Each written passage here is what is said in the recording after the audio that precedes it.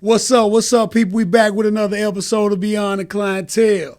I'm your host, J1, J100, or Mr. So 100, because you know I do it the So 100. Today I got a special guest in the building, man. I got my brother, my boy, Terrence DJ Bay in the building, man. What's up, my guy? What's up, my guy? Long time coming. Yeah. We long overdue. Long overdue, man. For sure. Thanks for having me, man. For sure, brother. I say thank you for being here. Time. For sure, man. Been waiting. You know. Yeah. Talking about it. Yeah, man. So we here now. We here, man. Today is the day. So what I want to do, brother, the first thing I want to do, I want to get the business out the way. So of course we all know that you one of the best DJs in the city. And I'm stamping you on that. I don't care what nobody else think. So I'm gonna say that one of the best DJs in the city, man. And one thing about a good DJ is what I observe is one who can control the vibe. Right. You know what I'm saying? And that's one thing I can say for sure. I witnessed and been in the presence of you doing. Oh man, thank you, man. You know what I'm saying? And I salute you on that. And I want you to let the people know how to tap in with you on that business first and foremost.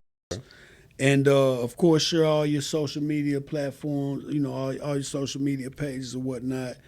And like I said, just how they would reach out to you and coordinate any type of business. For sure. You can catch me on social media at DJ Bay. That's DJ B-A-Y, not an E. Yeah. DJ B-A-Y. I ain't Bay, I'm the Bay. Yeah. But no, DJ Bay. And then pt.1.com, that's my website. You know, if you want to book me for any events, you know, corporate events, weddings, whatever, if I'm available, you can go over to my website. It's Bay the DJ. That's BAYTHE.DJ.com. You can fill out your information right there. You can reach out to me from there. But all the social platforms, all the social medias, it's at DJ Bay on everything. At DJ Bay. Yeah. All right, y'all heard that, man. Tap in with the guy if you really want that vibe. You want it, man. You get it. Come on, for sure, man. Next thing I want you to do, Bay, is share with the people a few other things you are beyond the DJ. Marketing. I have my own marketing company. I'm getting ready to do another relaunch of a different brand of that called Rhythm and Reach Marketing. Okay. In 2025, 2026. Okay. I'm going to step back out into that side of it. And outside of that, you know, for years I worked in the music industry, from a recording engineer to a music executive. So I'm still tapped in with the music on the music business side, but not as much. Okay. A lot of the music business changed, as we all know, over the years. Definitely, yeah. So a lot of things within that business, I just kind of strayed away from it because I didn't like the direction it was going. Okay. But most importantly, you know, for small businesses and artists and brands and things like that, I'm definitely the go-to guy with marketing and brand and helping other small businesses and other people kind of create brands behind. Dig that. So a lot of people don't know about me.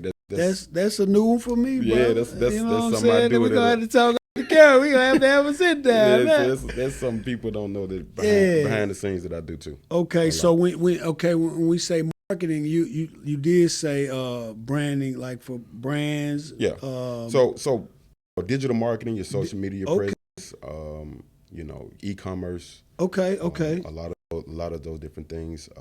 A lot of the digital marketing assets like Google Ads and So, that's your lane. That's my lane too. I sure appreciate that information, bro. For sure. So y'all can get with me about that too. Definitely, you know. You can holler me about that too. That's what's up. So y'all know, you know, I'm gonna pop up the socials and everything. Make sure they tap in with you, man. Sure. That's a dope one.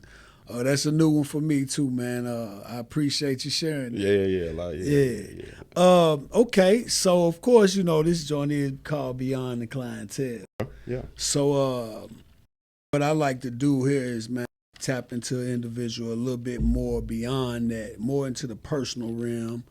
And of course, as an entrepreneur, I know, you know, a lot of your personal intertwines with. Oh, absolutely.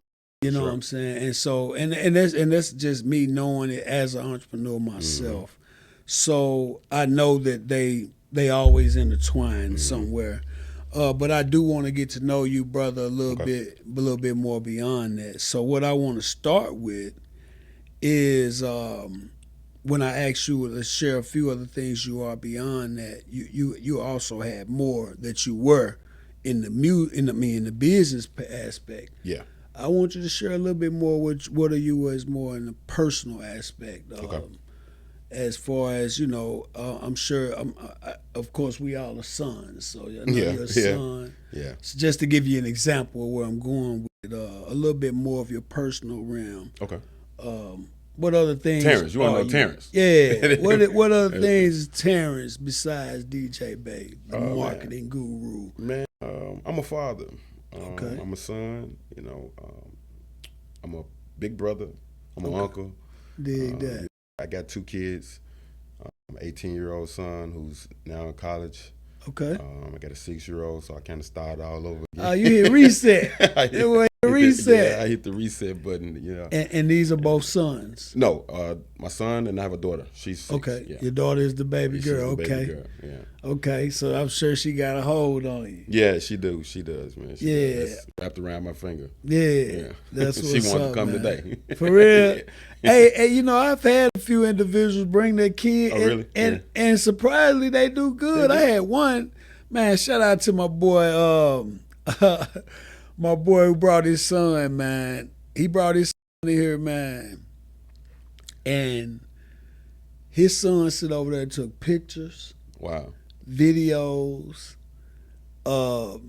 did all, and was really on board with the business. Nice. You know what I'm saying? Nice.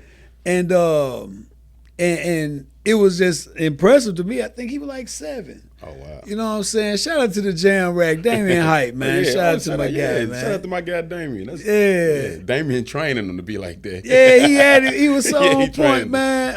Yeah. He sit over there, man, and I'm talking about literally did video, took pictures, and did a good job. I was like, okay. Dope. Yeah, she definitely wanted to come, man. I was like, I had to sit this one out, man. Hey, I can dig it, man. Yeah, because sometimes they might hold you back from opening up sometimes, stuff like that. Sure. And then I'm going to ask you a few questions about being a father, right? Okay. Tell me the difference in fatherhood when you became a father to your 18-year-old son. Mm-hmm. In hindsight, to becoming a father to your 6-year-old daughter? Oh man, that's a good question. Bro, it's different because I don't want to say I didn't have experience because I'm also like the older brother. Okay. I'll give you a little. For like 12 years of my life, I was the only child.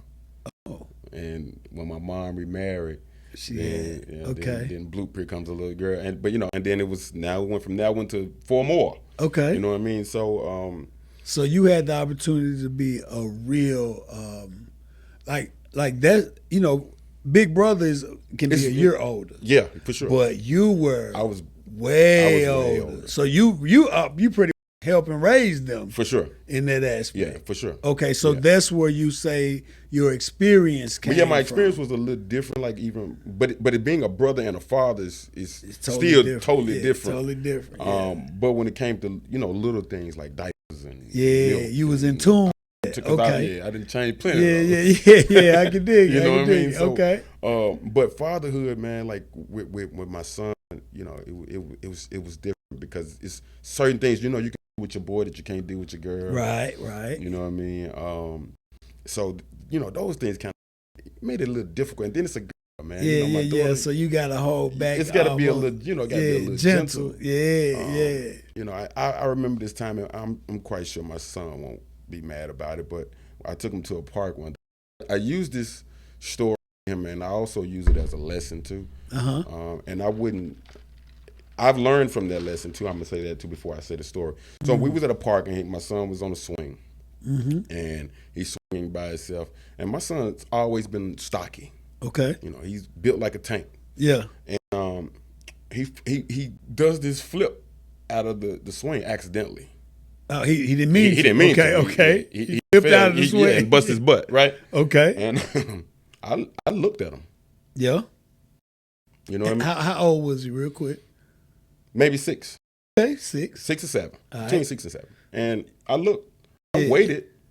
I didn't run to him. I mean, I wasn't too far away from him, but I was a good distance. Yeah. But I just followed and I watched him. Of course. And he didn't cry until I went over there. Yeah. Now, because the first, of course, the first thing is, let me run over here and pick him up. But for something held me back this time because this is like, yo, it was a son. This is his first time really falling, and I want to see how he responds and how he reacts to that. Now, my daughter, let that happen to my daughter. You probably would have called her. I would. She falling out this way, you would have died. I'm diving. It's different. It's different. But I told my son, and I used this. I said, I want you to know that I didn't want you to think that I didn't care about you. Yeah. And you say he probably don't even remember when it happened. No, he doesn't. No, but you share the story with him. I share this story with him now to let him know that, hey, look, I'm not going to always be there. Yeah. Sometimes you might have to fall and you got to dust yourself off. Yeah. And you might cry, you might hurt. Yeah. That's okay too. But that's okay too. Yeah. But I used it as a lesson now, but sometimes I look back, I said, maybe I should have ran over there. Maybe I should have picked him up. But then the other part of me was like, nah. He didn't break his neck. You did right. Yeah. You did right. He didn't break a bone, but. Yeah, he just, and that is a perfect analogy of a father raising a son and then having an opportunity to raise a daughter. Yeah. It's ironic and it's funny to me because my first kids were all girls. Oh wow! So, and I come from a tough woman. Mm-hmm. So my look on that a little bit different. Yeah. And it's crazy because it for me because and unfortunately I didn't have the opportunity to be a part of his life. Okay. He'll be 22 in January, and I haven't laid eyes on him since he was 4. Okay. In person. Okay. I'm gonna say that. Okay. So it's one of those situations. His mother moved him away right before he turned 5, and I haven't. We've talked here and there, but I haven't seen him. So I didn't have the opportunity to raise him. Okay. However, I'm a widowed father, and I had 3 daughters with my wife who lost to cancer. And I also had 2 other daughters outside of that. For those 3 and those which I raised from my age of 23 till now. Yeah. And they grown women now. Yeah. My outlook as a father raising daughters, I was more of I wanted to give them real life early as possible because of the tragedy that we had suffered. It was one of them things that I look back on, and of course, I had my kids young, so I had to evolve as a father too. But when that happened, and me not being able to fix it, them losing their mom, and I can't really. You can't do nothing about that. I can't do nothing about it. So that was one of them times where I knew it's really no way around this. I have to be real. And experienced death as a child. So I wanted to make sure they understood that, man, life is like this. Yeah. It ain't no telling how it's gonna go. Right. Yeah. I might be gone one day. Yeah. And I remember just a small story about that. Whenever I first moved to Memphis, I got out of the Army and came to Memphis. I closed on my home at 24. Oh wow. So they in school. They in Fox Meadows Elementary, and I remember my oldest. She was 7 at the time. She had a bad day, and she was sad at school. And of course, the teachers catered to her. you know. So when I went to get them, they like, oh, we just wanted to let you know that she had a bad day. And I remember telling them, if you're feeling like that in the morning, just stay home. Mm-hmm. Because I didn't want them to be treated like that. To be pacified. Yeah. And my analogy was, I want you to use this as a stepping stone and not a crutch. Yeah, okay. You know what I'm saying? And I knew that was important for me, you know, just knowing what I was up against raising 4 daughters. Yeah. Man, I don't have that many pacifiers. Yeah, right. You know what I'm saying? And I know it's going to be coming back to back at each one. They apart 7, 5, 3, and 1. These are the. And then and each year as they get older, you have to explain what happened. Yeah, they know vividly. Because we never let her presence die. Okay, great. So they know exactly what we are in. You know what I'm saying? They know. And I just never allowed them to, like I said, use it as a crutch, because I knew they had life ahead of them. Mm-hmm. And I knew kids are gonna be kids, and kids will find a little peep and they'll use it to their advantage. Oh yeah. So what I wanted to do was make sure that when they felt something dealing with those emotions or grieving or whatever, I wanted them to be able to act on that specifically and understand that's the time for it, and not use that for special treatment and things like that. Although they deserved it, you know what I'm saying, because they lost their mom. And sometimes kids are more resilient than we think that they are. Of course, we don't give. Sometimes we don't give them the credit. We don't give them credit, man. We don't give them the credit. But I can say I did. Yeah, for sure. I did that, and that's good.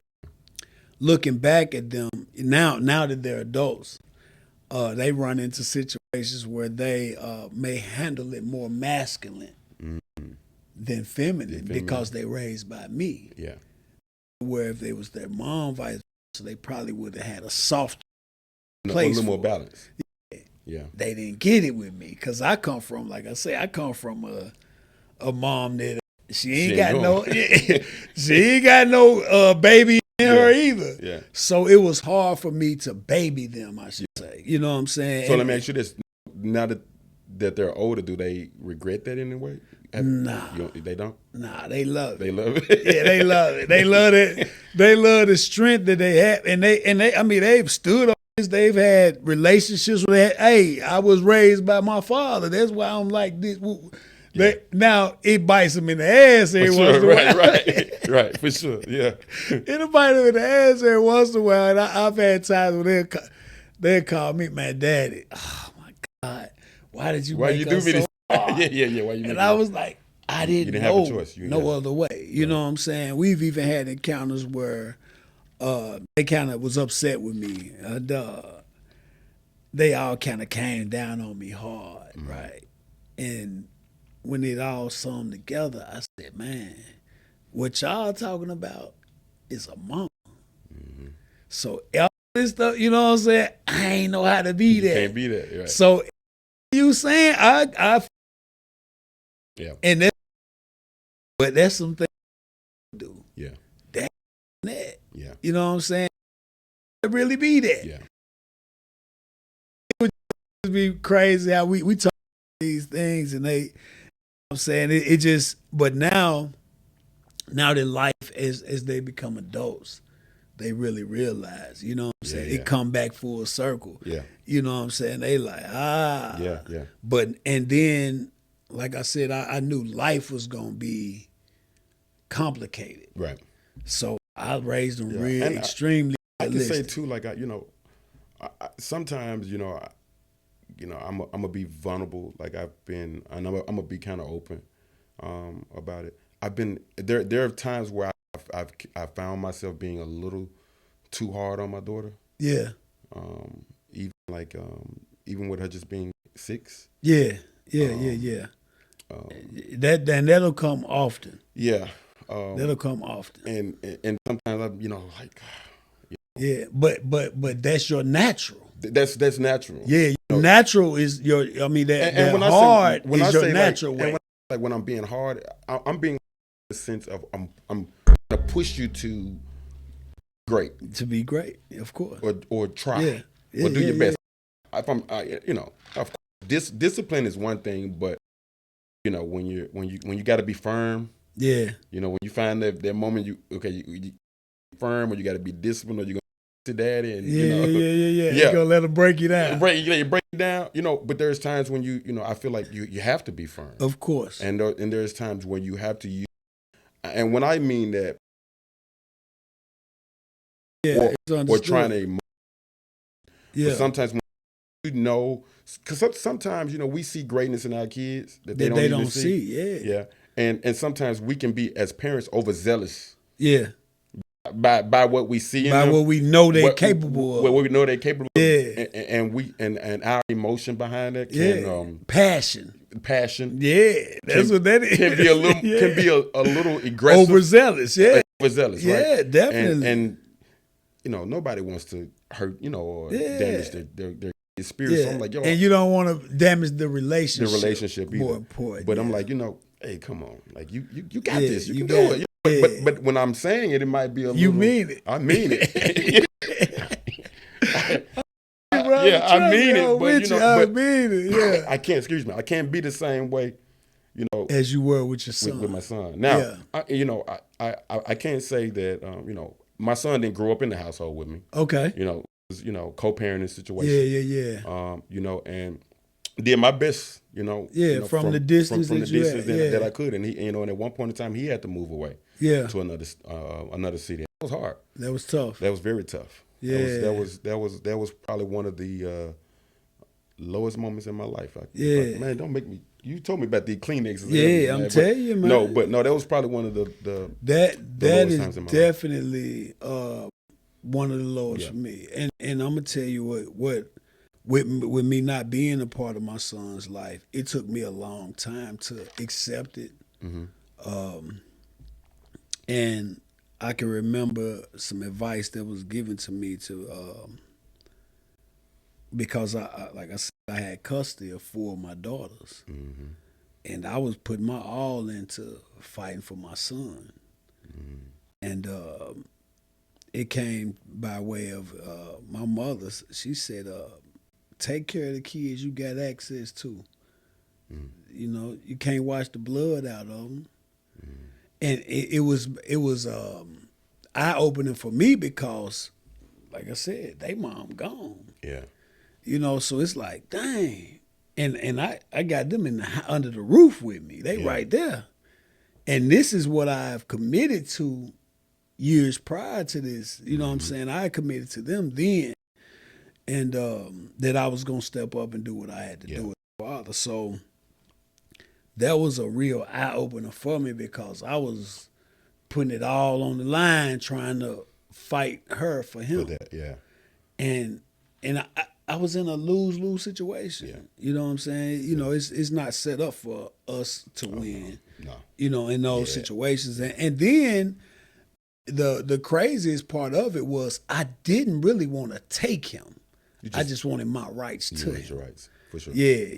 For sure. But in the fight, it looked like I was gonna have to take him to get my rights. Right.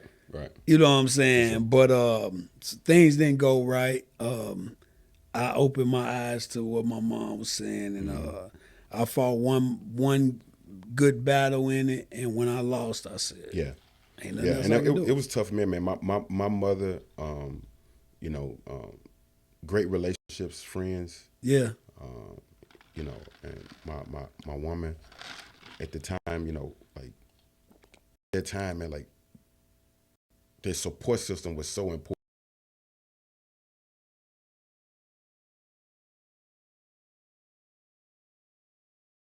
I could going down, I was going to see him. Yeah, you know what I mean? Every like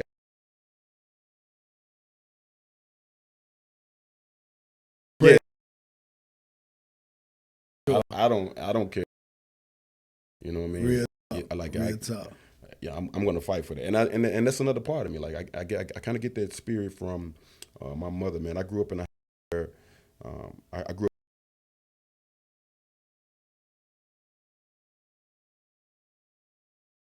was in there. Yeah.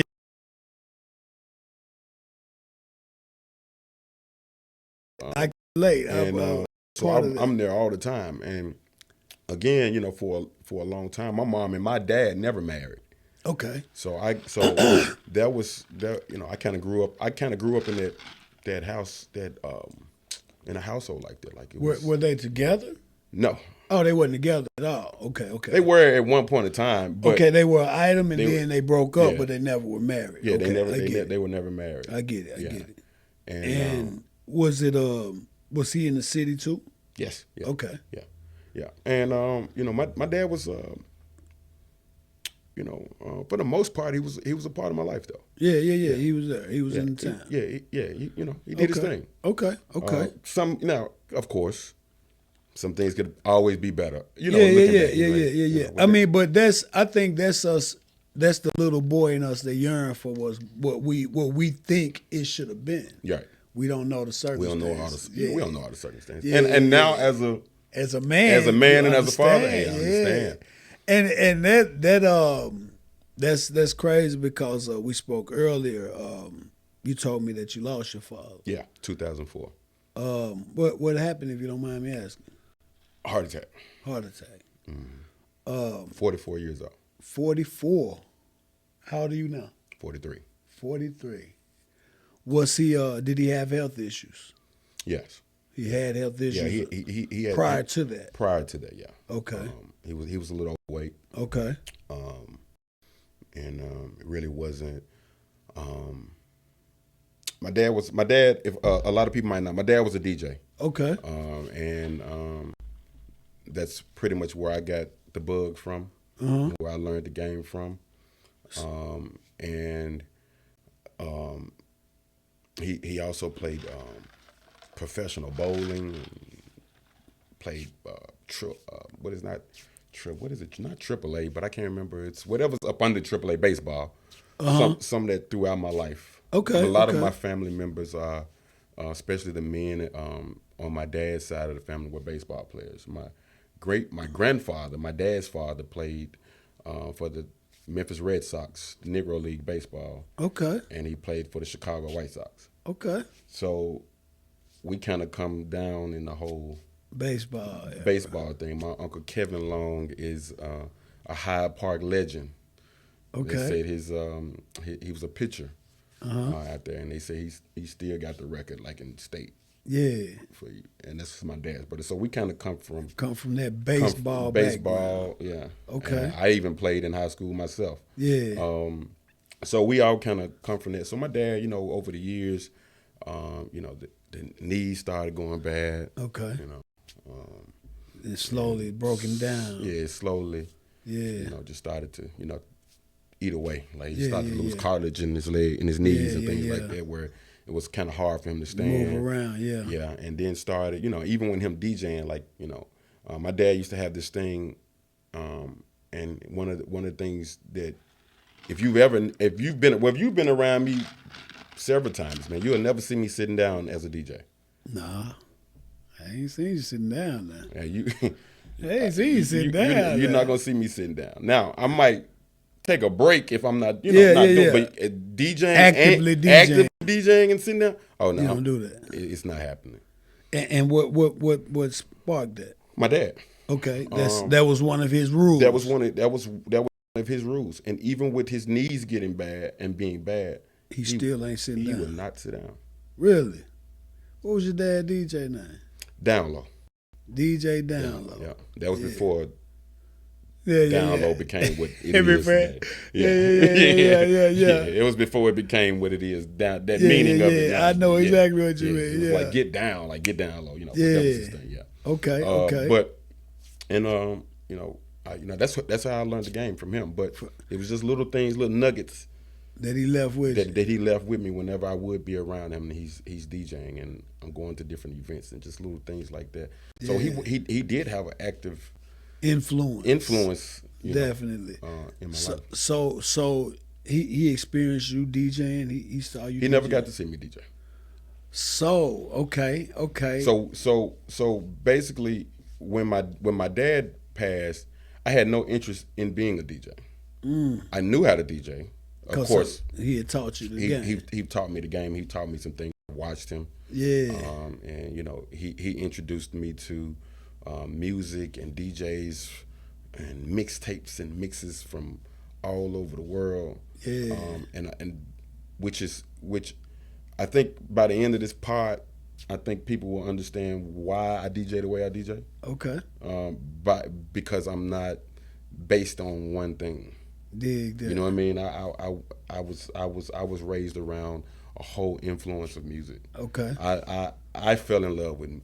I'm in love with music, from everything from jazz to. Yeah. Man, it didn't, you know, that's what was culturally around me. Gospel, all these different things were culturally around me. Yeah. In my upbringing. Okay. You know, Louis Armstrong. I'm talking about Ella Fitzgerald. Like, these are things that my grandparents are playing, and records that are going on. And when I'm at my grandmother's house, and I'm over here, I'm right here. I'm Aretha Franklin playing in this room, and James Brown in the other room. You know what I mean? Sly and the Family Stone over in this. So you tuned in. I'm tuned in. Yeah. And I was tuned in so early. So, you know, just that influence of being around that type of thing. Yeah. My daddy kind of gave me that, and then my mom, the background with her with being in a gospel choir, and my mom and my aunties and all them singing, and you know, there's so many layers, factors and layers. Yeah, so many layers to me to where when it comes to the music, when it comes to this, and when it comes to the music, and then when it became about the passion, the game, the DJing. Yeah. And it wasn't my daddy loved doing that. Yeah. You know what I mean? He was passionate about the records, the songs. Yeah. You know what I mean? I used to sit down and read the liner notes and albums and CD covers, and, you know, just reading who's produced this and who did this and who did all these different things. Like, that's what my childhood in North Memphis and between North Memphis and Hyde Park consisted of. You know? And that's where the Bay come from. Yeah. Yeah. And in a sense. Yeah, my grandmother, one of my I had a couple nicknames, but one of the names was Bay. Okay. Yeah. All right, let's get into it. Let's do this. Yeah. I want to get into what we got emotional early. Yeah, I'm loving it though. I'm loving it, brother. Hey, and it's beautiful because, of course, I've been knowing you for some years now. I've been rocking with you. But I'm getting to know you at the same time as the people getting to know you. Let's do this. What I want to do is what I like to call impact by decade. Okay. And you've already started sharing some of those, but I want you to kind of rewind time for me. Okay. Ooh. And share an impactful moment that molded you into the man you are today, but I want you to do it by decade. So we're going to rewind back to Lil Terrence 1 to 10. Mm-hmm. Share a moment from that decade, 10 to 20. A moment from that decade, 20 to 30. A moment, you know what I'm saying? Okay. And I mean, share multiple moments. Okay. It's open, but I want it to be one of those that lives in you and with you. You know what I'm saying? That's the difference. And, you know, I know you have plenty of moments. For sure. But I want you to share the ones that live within you now, that where it helps hold you accountable to the man you are. You know what I mean? Today. Yeah. So I got multiple from 1 to 10. 1 to 10? Yeah, we start 1 to 10, that first decade of life. That first decade of life, man, I would go back to the moment I had my first radio. You had your own personal? My own personal radio. First radio. My very first radio. And how old? Round about what age? 5 to 6. Okay. And I remember getting it for my birthday. Okay. And my dad brought me. It was a gift from my dad. Okay. And it wasn't even a jukebox. I'm showing my age. It was a white box like this, and had a big red knob on it. Okay, it was like it might not even been white. It might have been like a off-white or a cream color. Gray, yes. Yeah, cream color. But it was like a box. It was like a rectangle. But it You stood up. You had your dials at the top. You had the big red knob to change everything and your volume on it. Yeah. I remember breaking that radio and taking it apart. Consciously. Yeah. Because I thought people were in the radio. Wow. And I wanted to get to the people. I wanted to get them out of the radio. That's a hell of a one, man, for real. But what that taught me in the process of that was my mother said, go put it back. Exactly. Now, quick side note. Mm-hmm. Were your parents together at that time, or had they separated at that time? I don't know if they were. You just know your dad. It was a gift from your father. It was a gift, yeah. Yeah, you don't even, okay, yeah, and then you young. You don't you ain't putting all that together anyway. Yeah, I'm not. Okay, but a gift from your father. A gift from my father at my birthday. He comes with it. Like, there's a picture. I actually made it a mixtape cover at one point in time. Okay. Dad, I just want a radio. All right. But yeah, I thought I wanted to take the people out of the radio. And she said, go put it back together. Go put it back together. And you did that. And I put it back together. Yeah. So that kind of kicked off. Monumental. That was monumental because looking back now, that showed my technical side. Yeah. And me understanding how certain things and work. I didn't break the radio to the point I was messing with circuits. You just opened it up. Yeah, I just opened it up. I just opened it up. Yeah. But that's dope. I got it together. Then I think the next one. 10 to 20.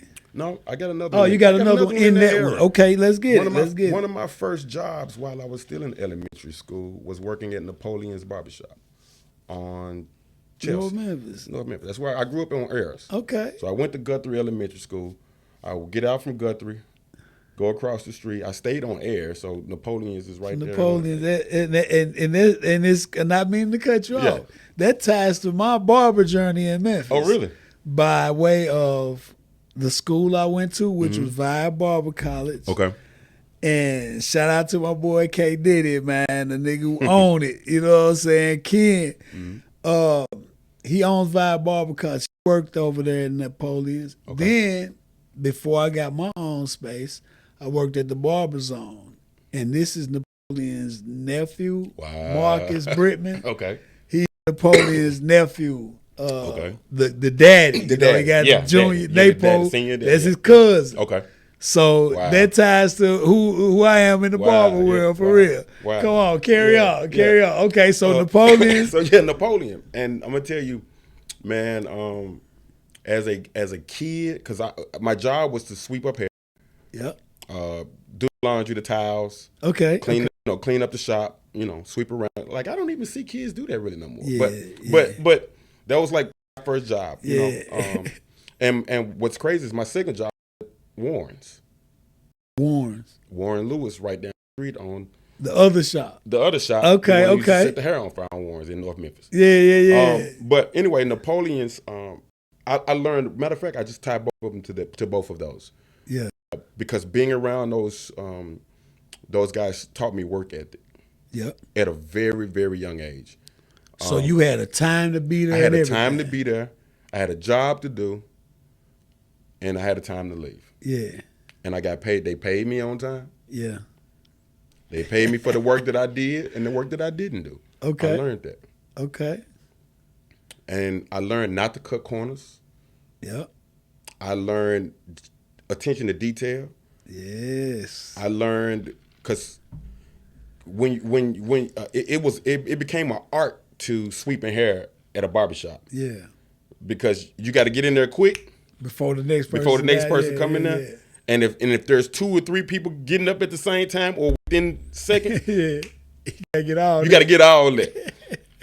You know what I mean? And by the time that they get done dusting off the apron and dusting off the chair, you need to be. You need to be at the next. Yeah, get out of the place for the next person can sit down. That taught me a lot, man. But that also gave me a sense of purpose.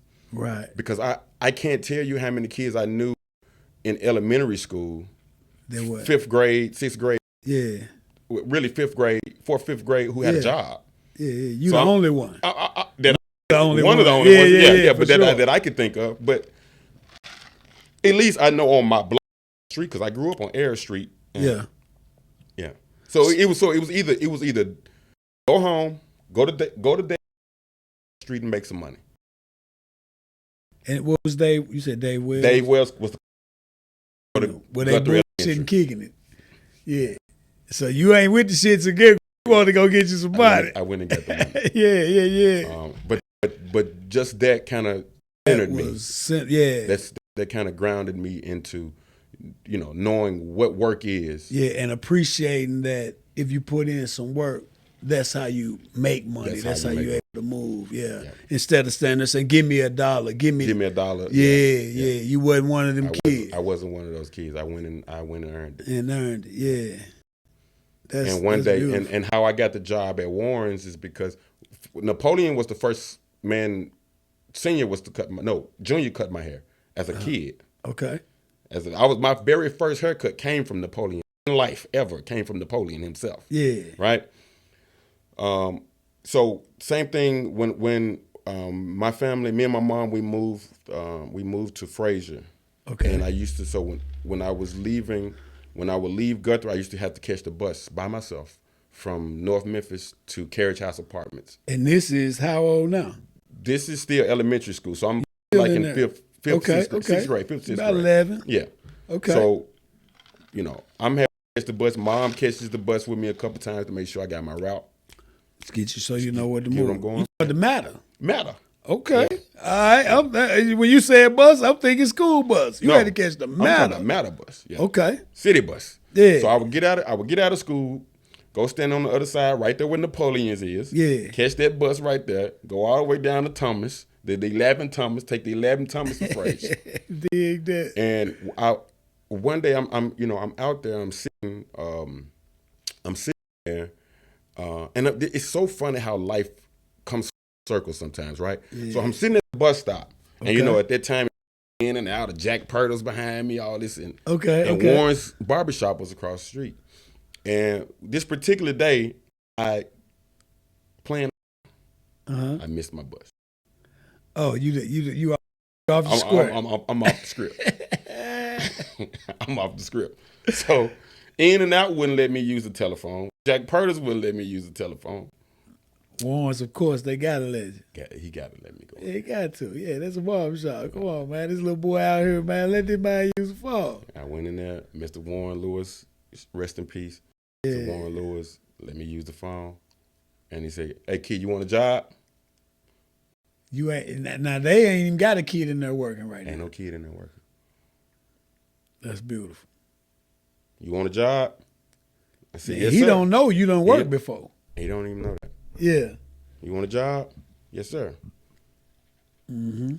Well, until your bus comes, get to work. And boom, you show off the skills you actually know. You've been doing this. I've been doing this in the police. You ain't got a second job without your resume. And it was just so happening. It was because I missed Default. I missed that bus. The universe lined up for you. Yeah, it didn't when I got home. Yeah. But it lined up for you. Yeah, it lined up, and my mom, just thankfully, she allowed me to keep working. Okay. So I just ended up catching a later schedule on the bus. Because you still caught a bus and made it home. You just caught a later bus. So now that's your bus every day. That's my bus every day. That's wild, bro. That's but a good one. But again, that also just taught me same thing. Because just learning from those OGs, just back there cutting hair and just hearing the stories and the things that was just going on and how men moved. Yeah. And I compared a lot of it to, because like I said, I grew up in church. My church was on Tucker's Temple. Okay. So everything for me is North Memphis bound, right? Yeah. And later on in my life, and I'm sure we're gonna probably get to it, but I worked at SelectoHits. Uh-huh. The original SelectoHits store was on Chelsea when it was a record store. Yeah. So as me growing up, I seen SelectoHits as a record store every day of my life. When I used to catch those buses, SelectoHits was right there. And so was Ike's record store. Okay. Because I went to Chelsea and Danny Thomas to Vibe Barber College. That's where the barber school was at.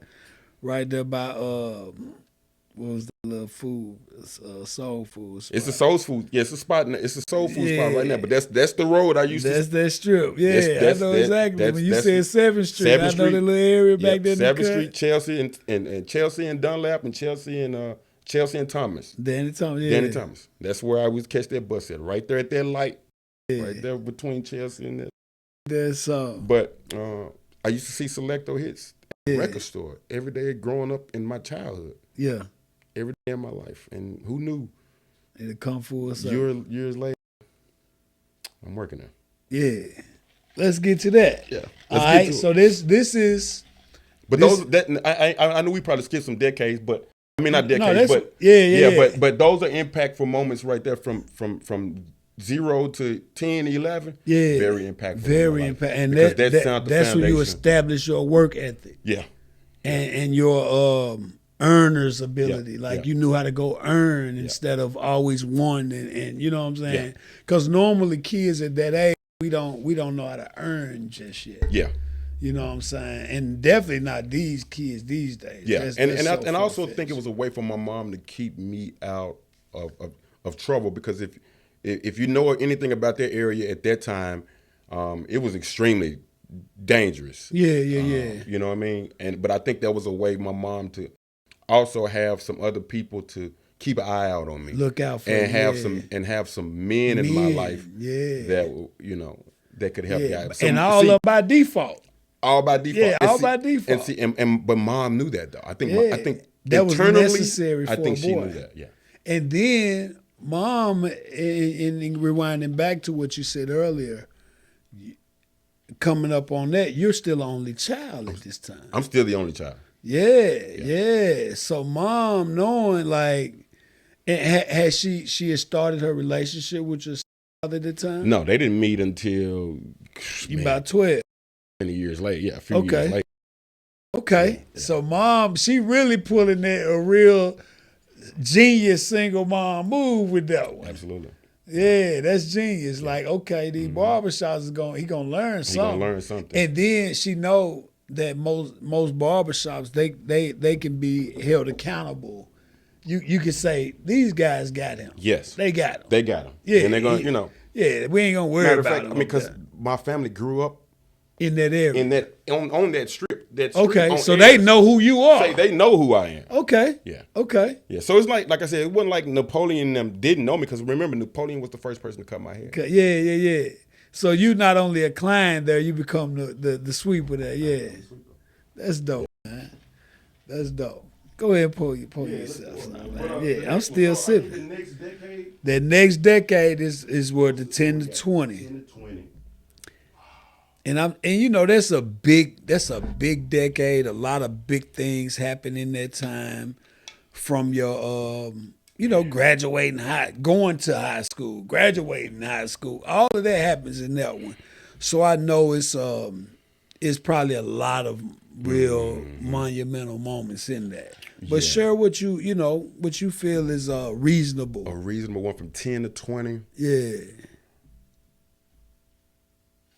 Oh man, that's high school. That's because now you transitioning into a big brother. A big brother. Yeah. You transitioning into high school. High school. Yeah. You transitioning into adulthood. You graduate high school in that time. Yeah, graduating high school around that time. When did you have your first son? When did you have your son? My son was born in 2006, so 2 years after my dad passed. So you grown at that time? I'm grown. Yeah. Okay, so we ain't got to that. We ain't got there yet. Okay. But the impactful moment, it's so many, man, from that time. So many, man. Because that's when you really, as a young man, you're really trying to figure out who you are. Yeah, who am I? Yeah. You're trying to learn life. Yeah. And then an important part of that time is your relationship with your father, I'm sure.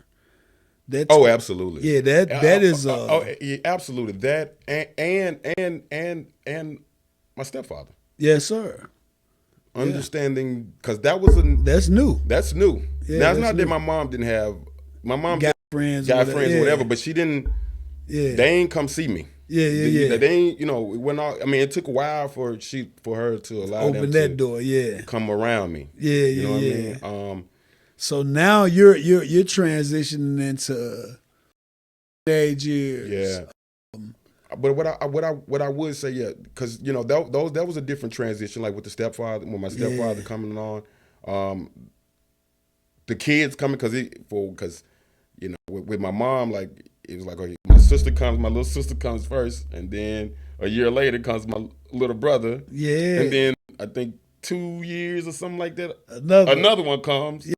And then another one comes. Yeah. And then my stepfather had 3 kids from a previous marriage already. So y'all blended off the top. We blended. That's 7 kids right there. Plus me, that's 8. Yeah.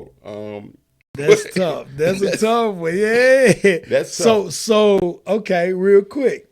And we're gonna get to the moments, but did his kids come around much? Yeah, when they moved to Memphis, yeah, they did. And whenever, during the summer they would be around. So these are your step siblings, and are they it's one age? older than me.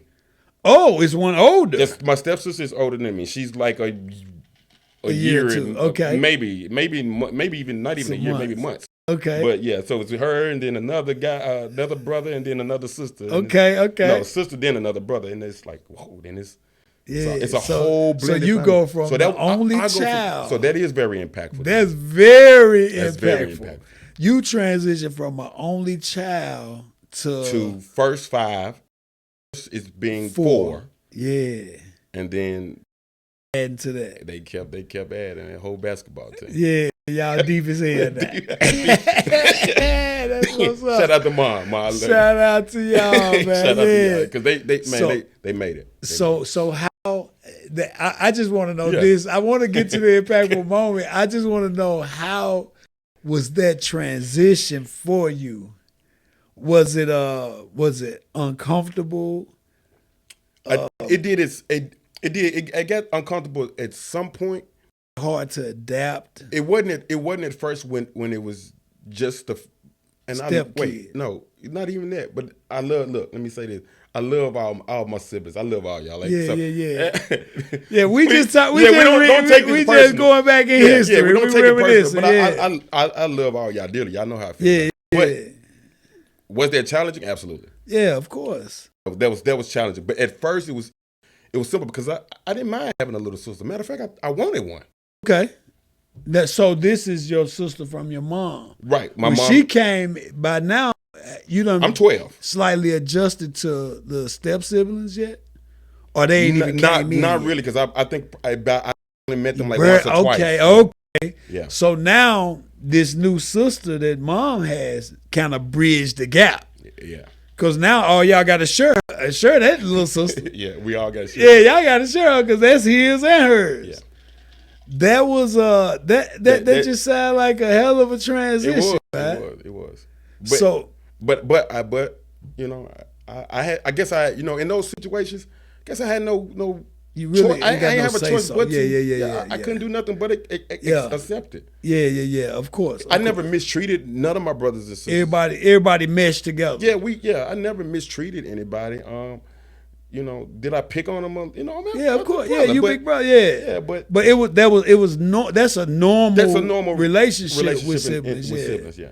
Yeah. But I ain't, I didn't say, cool. I hate you. Why'd you come here? Put her back in there. Like, no. I don't think I went through those emotions, but it was a huge adjustment.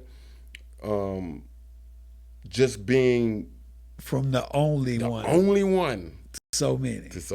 Yeah. Getting whatever you wanted. Yeah. Hold on now. Not today. Right. You gotta wait. You get one thing for Christmas though. You get all that. Now you gotta split it all up. No, man. But shout out to my parents, man, and shout out to them now. Man, my stepfather because and my brothers and sisters because they all took that. And my mom, man, is such a strong man. Yeah. A strong woman, and her firmly Christianity beliefs and her firm belief and faith in God. Yes, sir. And man, a praying mama, man, I got one, man. That's what's up. You know what I mean? And every challenge and everything that we went through in those those decades, man, that was I would say my mom be my biggest impact in that decade for me, because my mom really showed her strength, and her faith. No doubt. Her faith, that's dope, man. Her faith. So yes, there would be. You know what? I'm gonna dedicate all of that pretty much to my mother, because my mom's unwavering faith and belief in God, and no matter what we faced, whatever experiences were going on, like my grandmother, for example, my grandmother just she goes in one day, she has a stroke. They make sure she's okay. They give her, for some reason, I can't remember why, they give her some form of dye. Some dye that they gave her, right? And the next day she's blind. Wow. Permanently. Wow. From the dye. We go through, right? And now my grandmother is now moving into a 2-bedroom apartment. With y'all? With us. Yeah. Now my siblings are not. They don't live there. They just there. come by. Yeah. And even at that time, I think it was like me and 2 other siblings at that time. But they were babies. Yeah. And then my grandmother is moved into our home, and she's blind. And mama ready to take it all on. And mama taking it all. And I'm there. Yeah. So you gotta take on something too. Taking it on that. Yeah, you gotta get it too. That's how it works. But and then next thing you know, now she loses a leg. Now they had grandmother they amputate a leg, right? So now there's another aspect. There's another aspect of my mom taking care of toddlers and my grandmother. Me, I'm up in you can handle yourself, I can handle myself. Yeah. She actually hands on with everybody else. Yeah, for sure. Yeah. But what she did do, and shout out to you again, Mom, what she had already put in you prepared you for that next phase. Yes. I can't say that. Yeah, because she had already put a little bit of independence in you. Yeah. And of course, you already know you step up and help her out. Yep. In that time frame too. Yeah. Because the independence is there. It's there. Yeah. That's beautiful, man. Yeah. So I would say that, So man. so basically your most impactful moment is your mother during that window of time. During that window of time, because I'm not noticing it. Yeah, you don't. Yeah. But it's just normal life to you. Yeah. It's just how life coming when it comes. But that strength. But I also see that's where I get my resiliency from. I get my strength from. Also, that's where I get my faith. Dig that. My faith from. That's you know beautiful. what I mean? And I don't know anybody. No, that's beautiful. But that's where I get my my faith from. Yeah. And where I even when I have dark moments and down times, or when I've been depressed, when I've I can always lean on that strength. You go back and get it. I can go back and get that. Like, that's beautiful, man. I love that. Yeah. Yeah, I love that. I can say I think that's just going through that and you're really putting everything right now, like in a phase for me right now. Yeah, like I'm thinking just like how impactful that was. Yeah. And then mom are still allowing me to be a kid. Yeah. But I have responsibilities. Of course. I have responsibilities, and I had to be accountable for those responsibilities. Of course. Yeah. But that's the beauty. That's why it's so beautiful just listening that, like, it all came because she instilled that independence in you by allowing you to work at a young age instead of coddling you and saying, no, you got to get home. You got to come home. You all right, brother? Yeah. Instead of saying, you got to get home. No, go ahead and work. Yeah. And see, and what she did was, I think about like too, like when my siblings was old enough to go to daycare, I'm going to Westside High School at this time, or middle school, Westside Middle School, Westside High School in Fraser. Yeah. the daycare bus needed to be here or need to be at home at a certain time. I got to walk from school. And to meet them. I need to be there. You see, I need to be there to get them off the bus. Yeah, ain't no kinks in your road now. You got to be, But see, that's accountability. That's responsibility. For me, that was like, yo, you can do whatever. Long as you get here and get these kids off the bus. You better be quick. Do anything you want. Don't stop at no store. Don't stop at Wendy's. Don't. And if you do, you better be fast. You better be fast. Because if your ass ain't there whenever these kids get here, you done messed up. Yeah, and I remember this guy wanted to fight me one time. I said, come to Carriage House. I got to get these kids out the bus. You got to get the kids first. We come on to Carriage House. Yeah, we can fight after that, but I got to be on time. You got to come over. Yeah. That's beautiful, man. I like that. I like that. No, that's a true story. Like, I like that. I like that. He didn't want to fight no more like after that. Like, if you come over here, we can get it in. We going to get it in. But I don't want to waste no time right there with you. Because I'm not going to go through that. Yeah. I don't want to fight twice. I don't want to fight twice. Yeah. No, but if you come over there, we good. But yeah, so that would be one from that. And I think, now we going to. So, but my time too, working, being in the gospel choir. Okay, in that same age range. In that same time, because that's kind of where I bit the bug on wanting to be a recording engineer. Really? Which transpired and kind of led me into So I used to sing in this choir. Shout out to Jeffrey Williams and the Voice of Inspiration.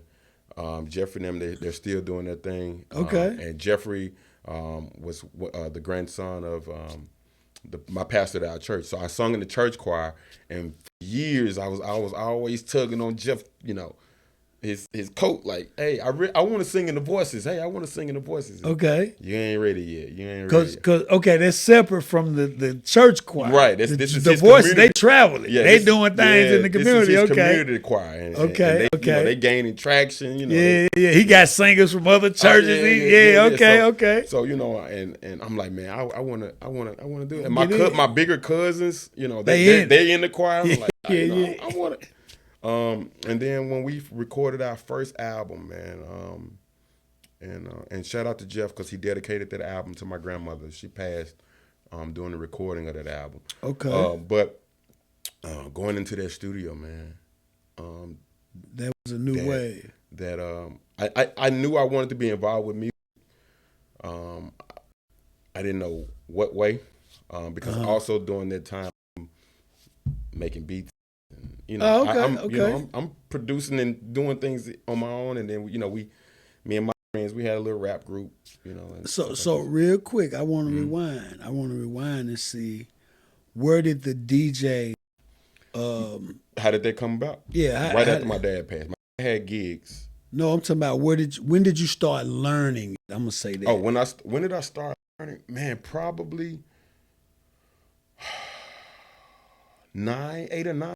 Okay, so in that time, during all these things, you're actually being introduced to the DJ. Yeah, for sure. Okay, that's what I wanted to know. So all this is going on, like even just the times that I'm with simultaneously, my dad. it's all happening. And he's going to different gigs, and I can't stay at home by myself. So you got to roll. I'm rolling with him. I'm taking calls. I'm rolling speakers in. I'm grabbing bags. I'm hooking up equipment. I'm learning. You learning on the job. You on the job training. On the job training. But not even at this point, you're not looking to be a DJ. You just up because it's natural. I had no desire to be a DJ. It was just fun. It was something I had. And that was I didn't even know really that. I knew that's what he did, but I didn't know that was a career. I didn't know that was something that you could. Yeah. I'm talking about like 8 and 9 and 10 years old. I didn't know that was something. You been playing music for people. You don't know that it's I'm really. Like, no, because I'm looking at my dad like you ain't Jam Master J, nigga. Like, yeah. I'm with you. Yeah. You know what I'm saying? Like I see these guys on TV, but I didn't know that was. You didn't know it was a lane. I didn't know it was a lane at that time. Yeah. Okay. I just wanted to know. Now go ahead. Now we're gonna go back. So with that said, man, like, so I'm already being fed and doing different aspects of music, and entertainment, and how to do certain things. And then when we recorded that, when I finally was able to get into the voices, we recorded it. We did an album. And they dedicated that to your mom's mom. My mom's mom, yeah. That was living with you. This is, yeah. And she had passed. Yeah. During the recording of the album. Wow. And but going in the studio and seeing the whole thing, the studio, man, like, oh, this is blew your mind. Blew my mind. And then when we did the live recording, it was even more like, I'm like, yo. Oh, y'all did a live. Yeah, we did. It was a mixture of both, and it was like, yo, like. That's beautiful. Yeah, you get to see the instruments being recorded, everything. Everything, and I'm fascinated. Yeah, I'm talking about. I'm there. I'm at choir rehearsal early. You know, yeah. You know what I mean? You want to get to work? Yeah. I just want to look at them hook up microphones. And, yeah. You know what I mean? Why they running chords? This is like all that takes me back to my radio. Okay. I'm with you. So all of these different things, kind of happened full circle for me. And then, I left Memphis, and I moved to one of my cousins. I moved to Virginia, to Newport News, Virginia. And that was on was that on just college to go college? To do some college work. And then after even just doing being in Virginia, man, I started doing little in and odd jobs, working and building up posts and fences and all kind of stuff in people's yards with a strange white man. I don't even know who this man was. You just a helping hand. Again, one of my neighbors, he was like, I became friends with one of these white guys in my, was my neighbor. And he was like, hey, you want to go to work tomorrow? Yeah. Yeah, what we doing? And he was like, hey, we'll be ready at this time. We're gonna hop on the truck. We're gonna get on the truck with John, and we're gonna go build some fences. And, so you like, man, show me what I gotta do. But you learned that early. Yeah. You learned the value in that early. Yeah. Yeah. So I'm out there, I ain't never built a fence before. Yeah, you don't take much to tell me what to do. Yeah. Dig that hole, put that post down there, put that concrete in there. You know what to do. Make sure it's straight. And he paid great. Yeah. I would. So you get to go now. You got a way to make you some school. Yeah. School. Messing around. Kids. And then my cousin and they were in the Navy. Out there. Yeah. Okay. So that's what I moved with. Like he was in the Navy, so he's like, I think Sean is probably like 3 or 4, maybe 5 years older than me. Okay. So all of their friends, everybody was grown older than me, and you 18, 19. I'm the young nigga, like so you get in the mix. I'm in the mix with everything. You know what I mean? I'm seeing, and that was because I wasn't on campus. You were living with them. I'm living with them. Like it was. Don't watch this part, but it was just good. It was a different time. It opened your eyes to some things that you wasn't seeing. And I'm in a new city. Yeah, new world, because Memphis is all black. Yeah. So now you get out there, you get to seeing more multicultural situations, and so which leads me to the second important impactful moment of that. That's in your 20s. Yes, that was the night before I was moving to Virginia. Ooh, let's get in. I shouldn't be here speaking with you. Based off that night. Back then, I've never publicly talked about this. Straight up. And I don't think it's because it's a moment in time in my life that I regret. I don't think I have many regrets. And it just clarify, you're at the age of 18. 19? 18? 18. All right. I was involved in some things that I shouldn't have been involved in. I just say that. Okay. Some things I want to kind of just, but I say I was involved in some things that I shouldn't have been. Okay. And to celebrate, me and one of my closest friends, we go on Beale Street. And this is my last night in Memphis. Me and him going to celebrate. Yeah, because you finna leave. I'm leaving tomorrow. Yeah. And as we're leaving Beale Street, headed home, where the FedEx Forum is now, that parking garage where if you're going down that backside where the Forum is, There's a church right across the street from where the forum is, right there. Yeah. As we were walking, we were approached by some guys. And, yeah.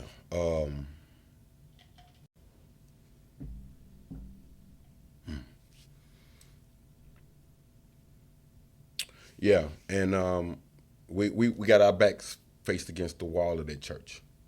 Okay. It's just me and him. And we're surrounded by 4 or 5 different guys, maybe more.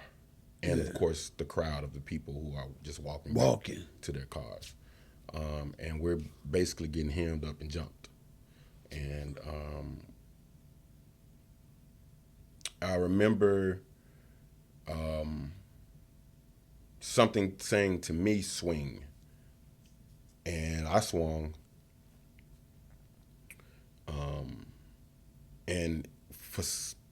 And he swung at the same time. So it kind of he at this time, you know, I'm a lot skinnier than I am. He's my friend. He's I'm gonna keep names out, but he's a lot more stocky. And he, you know, we played football together, and I told him, like, after, you know, I was like, man, that's the biggest hole you ever made. You know, blocking. Yeah. So, but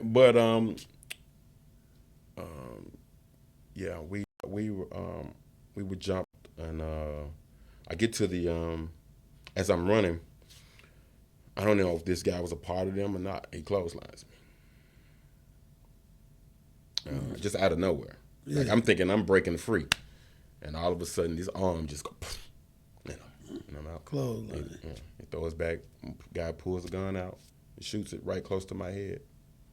Yeah, I'm here. No scars, no nothing. Damn. One of the guys that was jumping. Damn. Did anybody get shot? Bullet went through the wall, I guess. Damn. Or hit the bricks on the church, on the church Yeah. wall. Damn. So that was an impactful time of my life, and even more so is because I wanted to retaliate. Right. Because you knew who it was, or you Yeah, we had an idea. Yeah. Yeah. And I wanted to do it then. That night. Yeah, because you know you finna leave anyway. I mean, let's go and get these niggas and go. Yeah. And that call was shut down. Yeah. He said, go live your life, young nigga. Yeah. We ain't gonna do that. Just go on. Just be glad you made it out. Yeah, but I was pissed. Yeah. And that changed my outlook. Especially if y'all had no beef with these guys or nothing. Not in that sense. I don't think I'm comfortable yet to say. I get it. I'll tell you afterwards. I get it. Understood. Yeah. Now, I probably could, because I know that it probably could change somebody else's life at this point, just hearing that. Yeah. But I would just basically say, man, just, you know, young guys, like. Would you say neighborhood, maybe? Neighborhood? Not beef directly, but maybe neighborhood? Nah, it wasn't even neighborhood. It was. Okay. All right. That's enough. Yeah. And so they just figured y'all part of a rival, and we gonna get at these. Wasn't no figuring. They knew what it was. Yeah. Because we wasn't hiding it. Okay, I can dig it. You get what I'm saying? I'm with you. Yeah, we wasn't necessarily just low key with it, but yeah. Damn, that's a tough one, brother.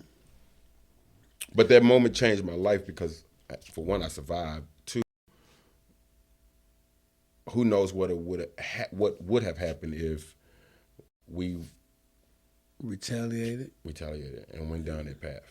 Yeah, that could have took your life in a whole different direction. Yeah, for sure. Yeah. So I would definitely say that. Yeah. Yeah. That's a blessing. And those are some very, you know. And you decided to go ahead and leave. Go to Virginia, I'm saying. Yeah.